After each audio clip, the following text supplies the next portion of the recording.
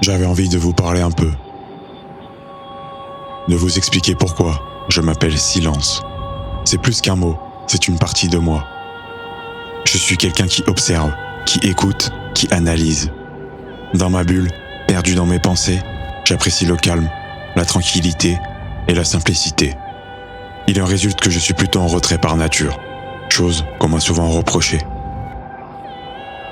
J'ai tenté de changer, pour paraître moins à l'écart. Le masque était trop lourd à porter. Alors j'ai accepté sa présence, comme faisant partie intégrante de ma personne.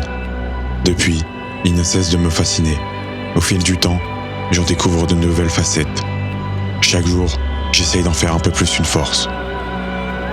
On peut le rencontrer sous de nombreuses formes, on peut lui trouver de nombreuses significations.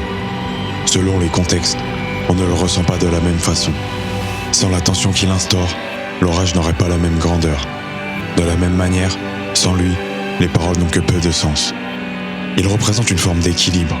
Il est l'incarnation d'une dualité. Il est une passerelle entre deux mondes, celui du bien et celui du mal, dont la frontière est parfois mince. D'une part, il peut être rassurant, réconfortant. Il a le pouvoir d'apaiser, de nous offrir un moment suspendu, entre douceur et légèreté. De l'autre, il peut être l'expression d'une peur. Il est un symbole du vide, qui peut être blessant à travers l'absence ou le deuil.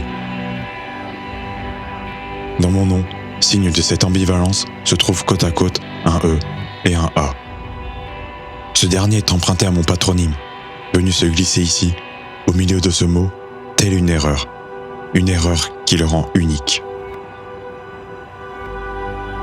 À travers cette subtilité, mon travail peut garder une part de moi, de ma vision, tout en étant indépendant, libre de tracer sa propre voie, d'aller au-delà des frontières, jusqu'à lui, elle, vous, jusqu'à toi.